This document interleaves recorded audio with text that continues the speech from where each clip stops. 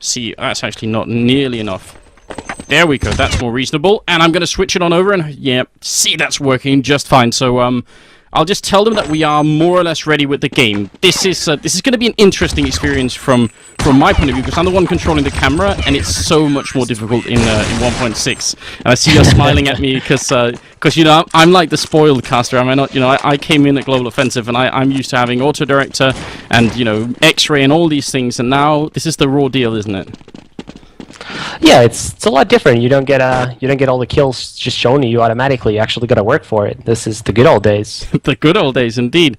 Putting in some hard work, but hopefully we can get some fun stuff. I also noticed that they must be on the wrong map. No, they are on Inferno. Sorry, I was going to say I thought it was Tuscan first, but they are on Inferno first, and hopefully we can see some cool stuff. Shall we try and actually just look? I mean, look at what the map is like, just for the fun of it, I guess. I mean, you can take a look at it. I'm pretty familiar with this one. I've played it since 2002.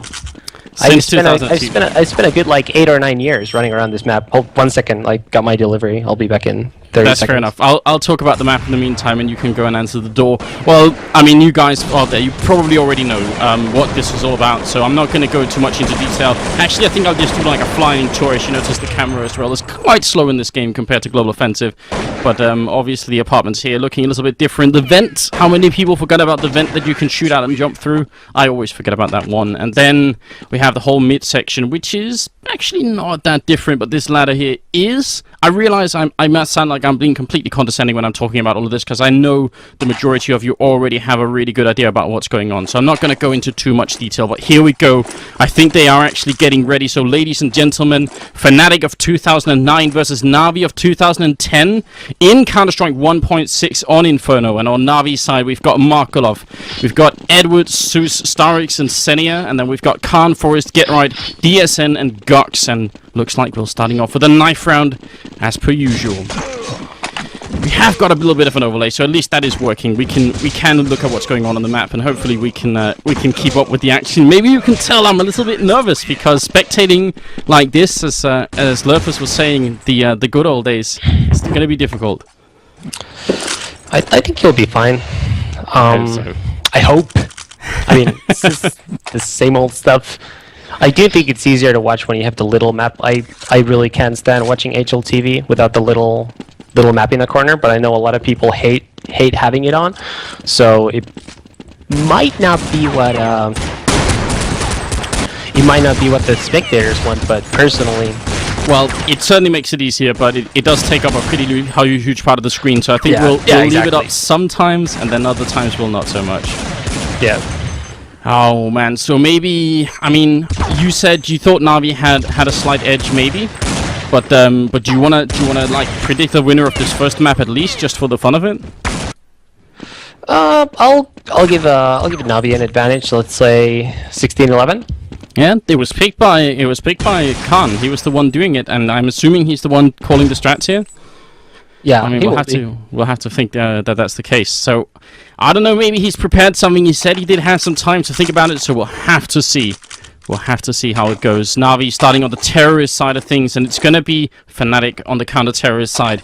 And well, a lot of restarts coming in. I think 3 restarts is the traditional way to go, and then we're live.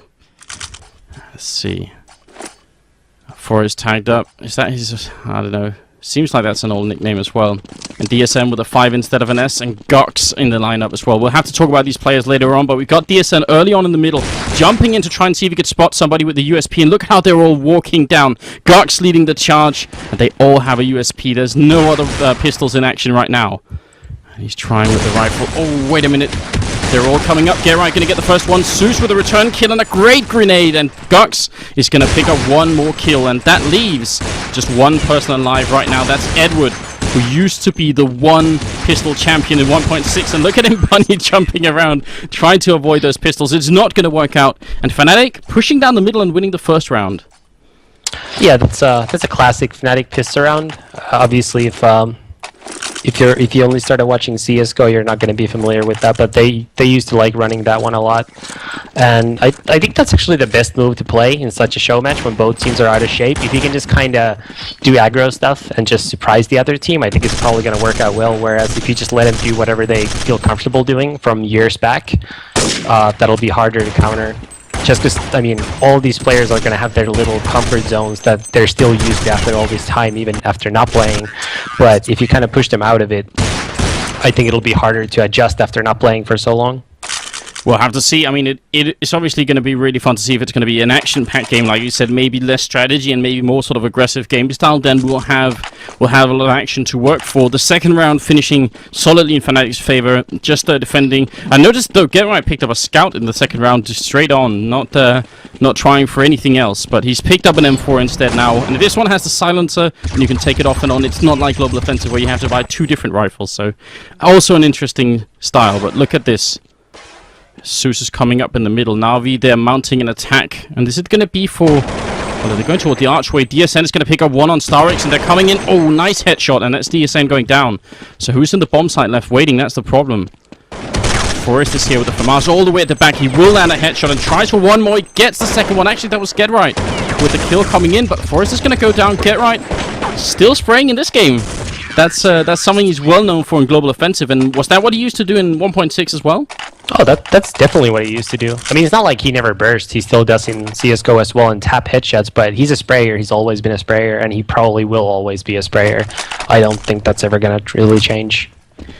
I mean, he seems to have the style down as well, so if it works, maybe there's no reason to try and fix it. And now, well, that round didn't really go how Navi was looking for. They had a good opening early on, but now they're back to pistols. And, well, we can't really see the money, and there's a lot of things we can't see. We did try and get a different overlay working, but because of some recent updates in 1.6, those overlays weren't actually working, so we can't see the health bars or anything like that. We did try and fiddle around with it for a few hours, but it wasn't really working out. And, well, GetRight. Talking about spraying, well, he's up to it once again. He will go down there, but Gux is right here on the flank and should be able to get the kills. And that's a really noticeable difference, isn't it, as well? Just the amount of blood that shoots out from a headshot is definitely... That's really nice. It's a good feeling when you get a headshot on someone who doesn't have head armor. Trust me. It is. And also the death animations, they're also great. Yeah, I have to agree. It does feel a little bit more rewarding in some way. It definitely does. But now, let's see. Navi, they are going to have rifles again. And they're just going to go straight up the middle here. They're going to challenge anybody. Starix, they're shooting through the smoke and not finding any kills. And he's going to go up Banana. Let's see if he could find anybody here. Oh, what is this spray through? I think he must have been flashed then. GetRight is going to pick up one kill. Starix is going to have to fall back. He's on 72 HP. They still want to go for it. Zeus is going to drop as well. It seems like no matter where Navi go right now, it's completely closed off. What could they do to bring up to open somewhere? They're going very slowly, which is kind of what Navi are known for, is it not? Yeah, they're always used to playing fairly slow. The problem is that they don't have any routine to counter these aggressive attacks by Fnatic. Like I said, that's probably going to be the best way to play 1.6 after such a long break.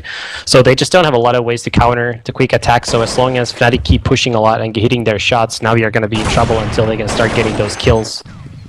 Well, right now they were pushing slowly again, and Markelov walking in to DSN's AWP, which is going to bring a smile to many people's face. It's been a long time since we were able to say that in Counter-Strike, well, I guess back in 2009 or something like that. GetRight going to be taking down Starix as the final man, and well, nobody... It's going to be DSN, and Gux is now defending up on the hallways. He's going to try and get one. He will not. Markelov will take the kill, and now they have the bomb site. They can just take down Forrest. He gets the one kill in. Can he get the second? He can, in fact. And he's going to go for a third, but Markelov will finally take him down. That leaves GetRight and Khan. That is a 2-on-2 situation, and the bomb is not planted yet. Khan is going to pick up a kill. Markelov alone. He tries for it, but no. Khan comes in with the double. And that leaves... Well, Khan right now is actually 4-0. He hasn't died yet. That's pretty good, but he's still at the bottom of the scoreboard. GetRight with 8 right now and 1.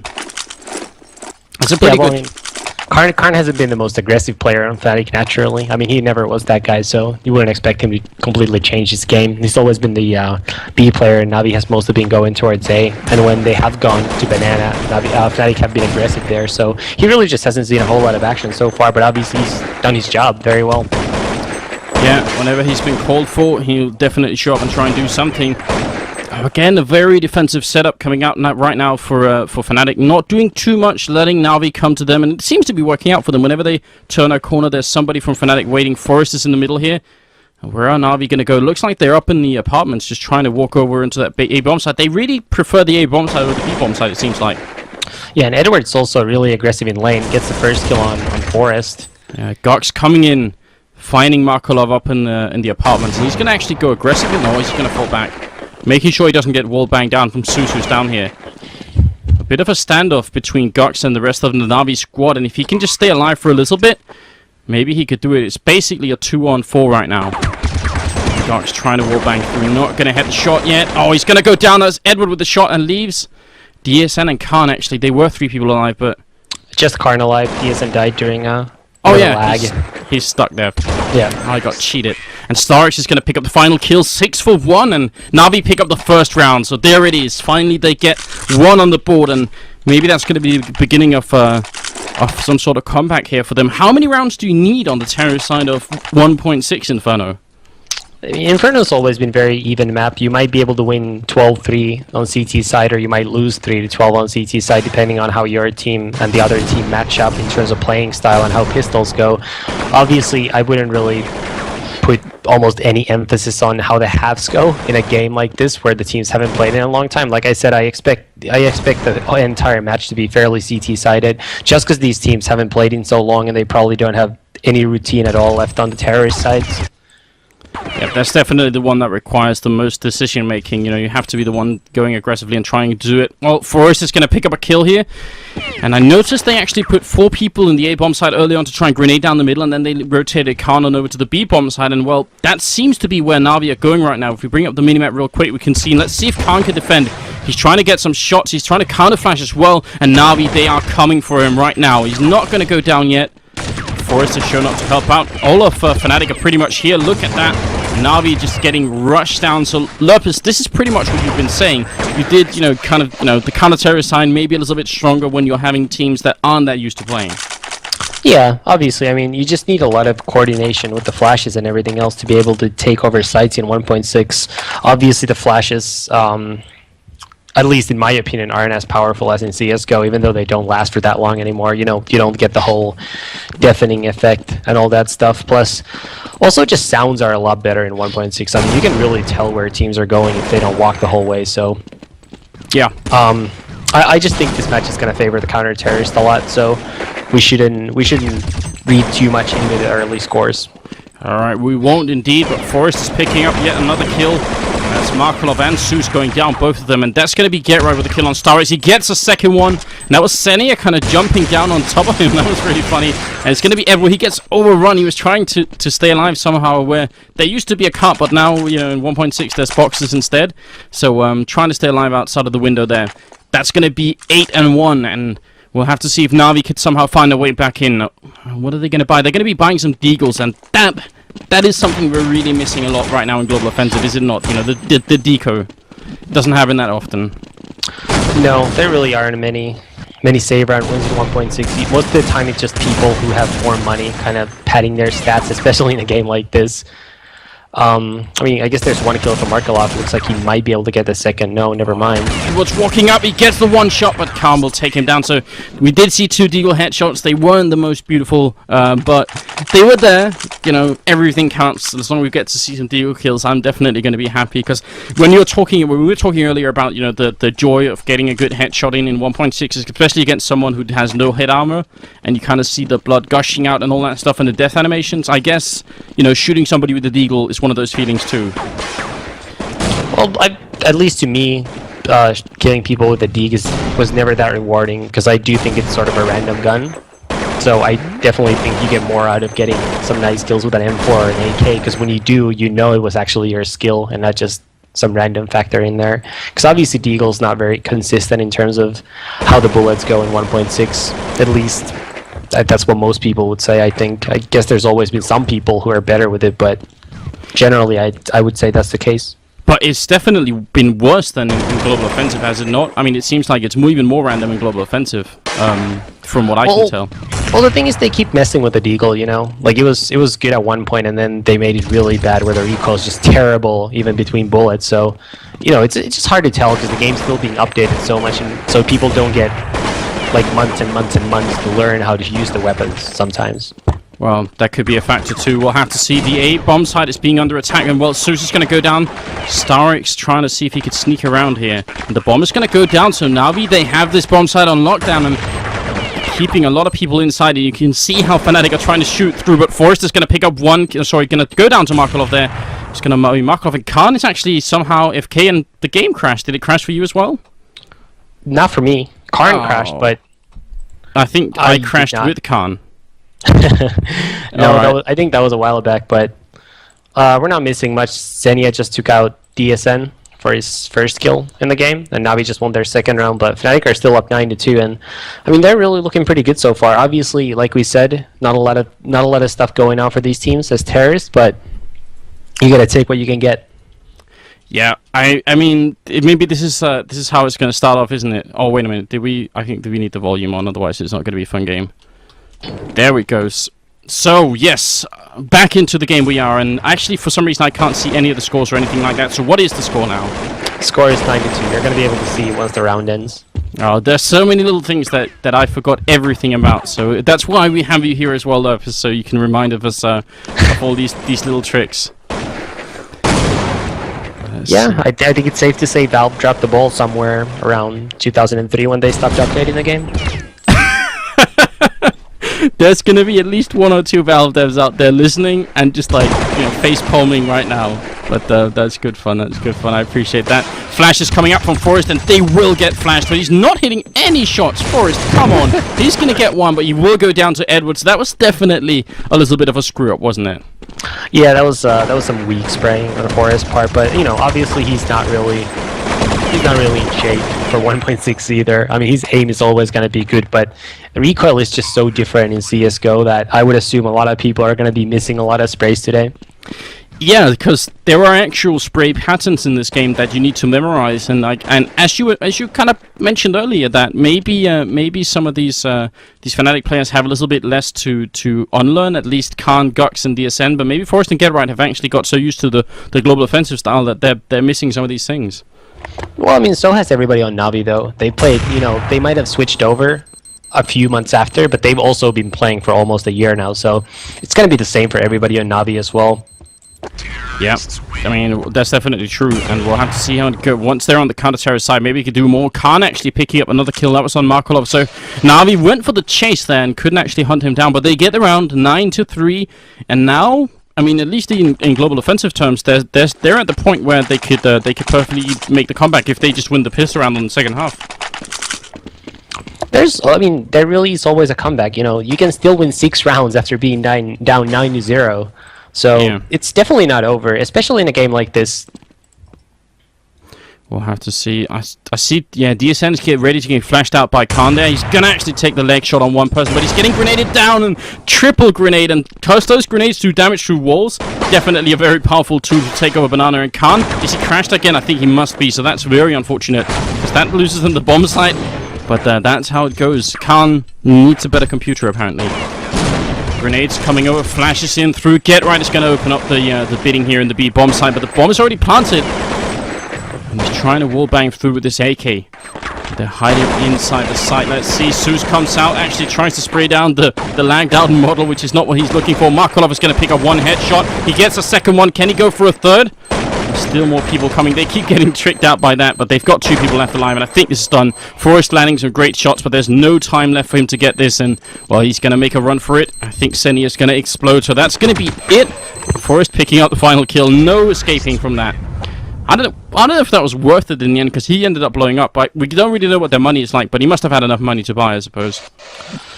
Forrest has died quite a bit lately. I wouldn't be surprised if Fnatic has to save now. Navi obviously will have money. They won't have a ton of money, but I think Fnatic will probably save. And it looks like they will. I mean, that's just one of those things where, because it's not an overly serious match, you know, obviously all these players are going to be trying, but it's not like they're playing for a lot of prestige. You know, they're just playing for some prizes, and for the community's enjoyment. So I think it also makes for a better game when you see people going for those 1v3s and just trying to get exit kills that it would be if you ran all the way to T-spawn to try to save that weapon. I guess that does make sense. Gux here trying with the Deagle, but not going to make it work. Let's see. Forrest getting one kill, trying for more. He gets the headshot on Xenia. Can he go for the third one? Markolov is right around the corner. He tries again. He's not hitting it, but from behind, Get Right is coming up. And how many people are left alive? I think it's just Get Right, and then Zeus and Markolov on the other team. So see if he could find them. One is in the pit, and actually both are in the pit now. And he's, I mean, still in 1.6. We're seeing Get Right, the ultimate lurker, coming in from behind. But if he picks up this AK, can they hear him? Yeah, they're gonna be able to hear him. Yeah, there's the AK picked up, so they'll definitely know if it's Zeus already, and he's just going to spray right through. So you talked about how the sounds make a big difference, and they do. Picking up a rifle like that, instantly alerting Navi to his presence, and, well, that's going to be 9-5 now. So Navi really making a good comeback here on the terrorist sides, and now we're at the final round. We are indeed, and you know, now if Navi wins this round, they win the pistol, boom, we're tied. Yeah. I mean, I think Fnatic's gonna buy third round, but more or less. So, you know, you just can never count the teams out too early. Surely you've already learned that in CSGO as well. We see those big comebacks. I mean, even in the ESWC final, very games were up 12-3 on Mirage. They weren't. They didn't make it out alive. You're absolutely right, and that's obviously one of the things that's so great about this game in general is the fact that that those comebacks are possible. You can you know say that it's really likely a team isn't going to win, but you never really know. Good kill though this round early on up in the apartments on Forest, and Khan is going to pick up one. He does go down, so now it's on Gox DSN in the middle picking up one with the rifle. He's actually going to go aggressively to try and find somebody, but Starix is there waiting, and that's one of those AK headshots. And now, are we down? Forrest is still alive, and oh, he's going to get flanked. Get Right coming in from behind with that. Good half is called, and it's going to be 10-5, so you're absolutely right. It could definitely still go either way, and we'll have to see with the pistol round as we almost always do, isn't it? I mean, that pistol round is important. Do you feel like it's more important in Global Offensive or in 1.6, or is it roughly equal? Well, I guess in CSGO you win a little more ecos. So in that sense, you could say that it's more important in 1.6, but I think generally it's not really that big of a difference. Roughly the same. So also, something that I would point out though is because I mean, and I know this is like the gazillion time that I mentioned this, but since these teams don't have a lot of things planned for 1.6 anymore, obviously now pistol rounds are more important than they would normally be. Oh yeah, because that at least gives you a little bit of breathing room and maybe some free rounds after that. See them trying to jump around, waiting for the restart, and here we go. The second half is coming up. It's still the first map here on Inferno in the 1.6 part of this, so we'll have two 1.6 maps, then we'll have a global offensive map, and whoever wins that best of three is gonna, or whoever loses actually, is gonna be able to choose what the final one. Because technically, I think it's a best of 5 we've got going on here. Yep. So let's see if, you know, unless one team wins 3-0, but that's true. If that happens, I would assume we're gonna get at least 4 maps. That does seem reasonable. Oh, look at the aggressive play. So Navi doing the exact same thing that Fnatic did, really going aggressively in the middle, and Forrest is trying to bring it back, but it's not easy. In the meantime, the bomb is actually rushing into the bomb site. Get Right leading the charge. Edward is going to take one kill with the pistol, and Get Right trying to spray his way out of this one with the Glock. Well, can't really do that. He's going to be able to put down the bomb, but he's surely going to get overrun. And the Glock here, it's not the global offensive Glock. You can't just, you know, one-shot people, even though that's been changed. It's the USP really is a powerful pistol in this sense, and the diffuser is going to come in. Navi winning the pistol round, and now all of a sudden we've got a game on our hands. Yeah, I mean the USP is just a way superior pistol in 1.6. There's no question about it. It's just light years better than the Glock. Obviously, you still get the advantage of rushing together with a Glock, but aside from that, you just always want to have a USP. I mean, even those rushes, you want to have a USP, but those are the places where you can beat the USPs with a Glock is when you go together with your team. We'll see if they can manage to pick up a USP, maybe steal one. Definitely some changes to the pistol dynamics in this game. Looks like, well, the bomb's kind of down in the middle. They're pushing up Banana, and are they hoping for somebody to maybe peek out here, or are they just waiting to go for a timed rush? I assume they're waiting for the spams to die down. Oh yeah. Or they get closer. Zeus is definitely waiting here. Grenade. Is he going to throw it out at the right time? Well, Xenia is kind of alone in the bound bomb site, but it doesn't matter. He's getting all the kills. And there we see Zeus coming in with 2 as well. So that was a pretty good defense. They were holding pretty far back, though. It seemed like they were allowing them to get really far into the, well, almost up into the plateau on the bomb site before they took them down. Yeah, but they had a good crossfire set up for that spot. That's the whole thing. You don't want to peek too early where you're going to get into aim duels, because even with a Glock, you can sometimes get that one goosh on a player, at which point their aim is just going to punch up. Obviously, both Navi players had hit armor there, so that wouldn't have happened, but it still makes sense to play safe. It does, and well, they made it work as well, and you did predict the third round buy coming out here from Fnatic. They did put down the bomb, so we'll see if they can make it work. Zeus here is going to take a shot on Forest and take him down. Khan trying to return some damage, and we've got Markolov in the middle with an AWP, and I feel like I have to spectate him, just because, you know, this is definitely part of the Counter-Strike history, isn't it? Markolov's AWP, it really wreaked havoc when Navi made it onto the scene back in 1.6. Oh, it did for sure. I mean, he's definitely one of the best operators of all time. I would even argue that he's in one of the top 2. But I was actually watching his 1.6 stream for like 2 rounds last night when I saw on Twitter that he was streaming late at night, and you could say he looked a little rusty. A little bit rusty. Maybe he could pick it back up. He's going to certainly get a chance to do that because they're coming for him right now. He doesn't get the shot, and actually bunny jumping around the corner was one of the Fnatic players. The bomb should be going down here, and they are going to try and flash him out. It's not quite working. And let's see. He's waiting for them to make a peek, but they do not want to face this AWP. Grenade comes in. Will not take anyone out. He's going to try for the shot. Doesn't hit it, and DSN will take him down through the crate. So that's going to leave Senir alone. And seems like he wanted to make a run for it, but he gets found instantly. So a great round coming in from Fnatic in the third round, and that's going to be it. That's Fnatic taking a huge step towards winning this first map, isn't it? It's a step. I'm not sure if it's a huge step, because a lot of it is going to ride on the next round. Once after Navi say no, they're not going to say. Yeah. Nope, they're going for a forest buy. So even more so the case if Navi wins this round, especially without giving Fnatic a bomb plant, Fnatic are going to be on a save round, and that's going to give Navi the little advantage once again going into the next round. We see StarX boosted up on the super high ledge. He has one really famous highlight from this spot against Forest from Arbalec Cup Europe. Well, we have to spectate him now, don't we? Because you know, we've got to see if he can recreate it. Obviously, that's what he wants as well. Edward was saying earlier he wanted to recreate a pistol ace, so that was on Tuscan. We'll see if he could do it. I think they picked the map to do that. Yeah, it looks like Markolov and Edward are going to get all the action here in lane, though. Doesn't look like anyone's actually going to go spawn side, but we'll see. Actually, Fnatic's gonna looks like they are gonna wrap all the way back. Zeus had pushed up and got taken out by Forest, and now they're just completely stuck in the rotations with Get Right just wreaking havoc in the wrap side. You're absolutely right. That's going to be a third kill coming in there, I think. Was it the fourth one even? Did he get all the kills so far? No, he only got the first ladder 3. Sorry. And the ladder 3. I believe Karn get the. No, Forest was the one who got the first one. So now it's going to be up to StarX with the deagle, but no, Gark's coming around the corner, and well, the aim is still there, even though he's been in retirement for a while. He still seems to be able to remember a little bit how that aim works in this game. Do you see at all? I mean, I guess you don't read their minds, obviously, but DSN and Garks, do you see any chance that they're gonna, you know, after this, are gonna feel like they should come back and maybe play some global offensive? Don't think so. I think most people, when they come back, they're sort of like what Nico just did, where he said he was gonna quit because of school and whatever blah blah blah reason, and then he comes back in a couple months.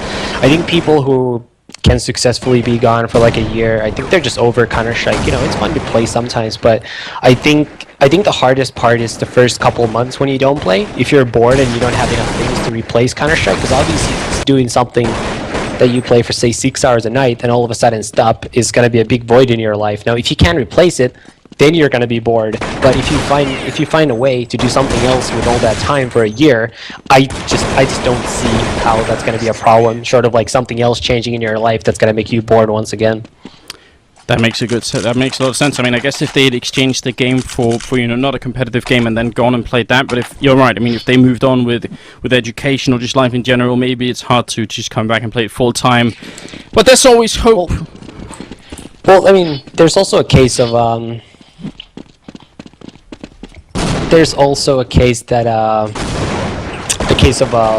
I lost my track of thought. I was doing something. You know, once you just haven't played in a while, you get used to your sort of a new life. You know, because when you play professionally, you're gonna have a lot of nights spent in front of the computer, and I know that's something I very much enjoyed, is not having to be in front of the computer from 7 to 11 p.m. every night of the week. Yeah. And you know, once you get used to that freedom, it's not easy to let it go. I'll tell you that much. you sort of like it, especially after all these years. You know, all these guys have played just as long as I have, so it's just really nice to have some freedom once again. Some freedom, not be tied down to a practice schedule and all that stuff. Well, Navi, they do have a practice schedule, obviously, and we'll see Starix, maybe it's paying off there. A good amount of kills coming in. I think it was actually 3 kills as they tried to rush into that A bomb side. And again, the counter-terrorist side proving quite strong here on Inferno against between these two teams, which is what you've been talking about a little bit as well. So now we know that that there's every chance that Navi could come back and win this. And Khan, he sounded a little bit worried as well when he started off talking about the match. He was saying, well, he actually thought that they might lose against Navi. So if they could win this first map, at least that would be something that they could brag about later on. Yeah, I mean, that'll be something that might get brought up at like an ESWC type after party. That's for sure the case. Remember that show match? Sounds like exactly something that would be brought up there, but you know, that's pretty much all there is. It's just for a little bit of bragging rights, and it's all in good fun. Well, I mean, these teams have already won more or less everything that there was to be won back in the day. So now having the bragging rights, maybe that's the most important thing at this point. Look at Forest in the middle. Hey, that's Edward, sorry, taking down Gux. That was a nice shot with the M4, but he's going to go down to Forest, who gets another headshot in. And well, Forest cleaning up this bomb site. It's going to leave Senior alone. He's trying to sort of do a little bit of well, what is that style of walking? That style of walking doing when he sort of ducks all the time? What's the word? Crouch hopping is what we call it. Crouch hopping, is that also? I think people call it Russian walking, didn't they as well? Or is that a different it's thing? Russian jumping, but it's just, I feel like that's a really flawed name for it. Alright. I feel like crouch hopping is like the proper way of calling it, and then some people just picked up Russian jumping just because they started doing it first. Or they actually didn't start doing it first, but they were the ones who got caught doing it. And there was a big deal out of it, so I just feel like that's sort of a flawed name for it. I prefer to stick to the...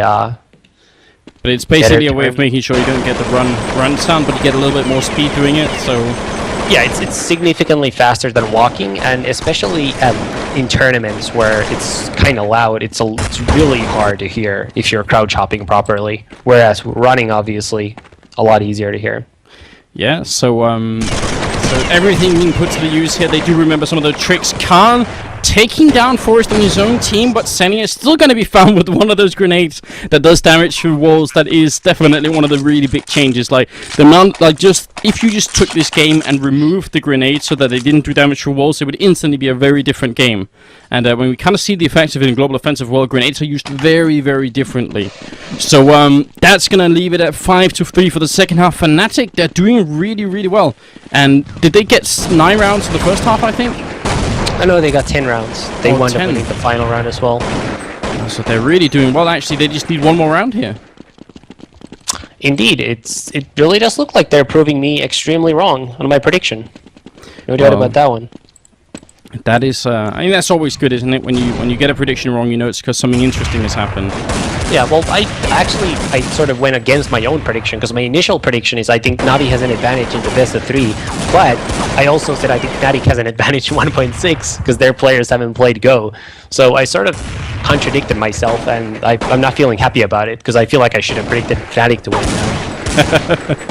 Well, there's no taking it back now. Markolov is trying to defend his bomb site, but actually it's going to be at the other side. Edward with a good deagle headshot. Can he get another one? He's trying for it, but they're all coming right around the corner, and that will leave Markolov alone in this bomb site, trying to gun it out. He will take Forest, but it might be too late. It's a 3-on-1. The bomb is going to go down surely very soon. And Markolov, well, Navi, they might be about to lose the first map here on Inferno, which was picked by Khan, and the next map is definitely going to be on Tuscan. So we'll see how it goes. Get around actually trying with a knife to see if he can make it happen. And now Flash is coming in for Markolov. Now in a 1-on-2. It was 1-on-3. He's going to go for it, trying to shoot 3. We'll find another kill. It's a 1-on-1. And Markolov is going to get it. And there it is. And then the game actually crashes. That's not fair, is it? Well, it did not crash for me once again. Oh, man. It did. Right as that happened, it went down. I'll go try and get back in, but I guess... Markolov did get the defuse, I can tell you that much. So the first map's still not over. My prediction in terms of score might have been wrong, but we could still go into overtime, and Navi could prove me right. So here's hoping. Here's hoping, guys. How happy are you going to be if it turns out that way? Slightly. We didn't wager on it. That would have made a bigger difference. I do remember losing an adult beverage to you in an earlier bet some months back. Oh yeah, well, maybe we should have done that. Oh, I think my game is even more bugged out now because I can't seem to get into first-person mode. Can I? Oh, there we go. I just needed the menu up and then we're good to go. So now, well, Navi, they're fighting to tie the game and bring it to overtime. I'm not even sure we predicted that would happen. I'm not sure we have any overtime rules, but maybe there's a standard that we can use and we'll figure it out when it comes. Yeah, I think these guys have played overtime a couple times. This happened before. Yeah, you could say that. They were one of my examples for the ESWC rule change, which you're welcome, everybody in the community. Oh yes, yeah, those were. I'm glad we didn't end up seeing that though, but it was close a couple of times. Definitely not something that I would vote for, the format that they had proposed. But now Navi trying to retake this bomb site. How is it going? Not very well. Forrest is going to pick up a kill there, and it's going to be Edward coming in. And how many people are left alive? I have no idea because I can't tell. It's a 1v4 for Edward, so it looks like Fnatic are indeed going to take this map. But this is also... Let's not tell Karn about my prediction, because otherwise he's going to rub it in my face on the next podcast. I'm sure word will get to him. Edward fighting bravely to bring it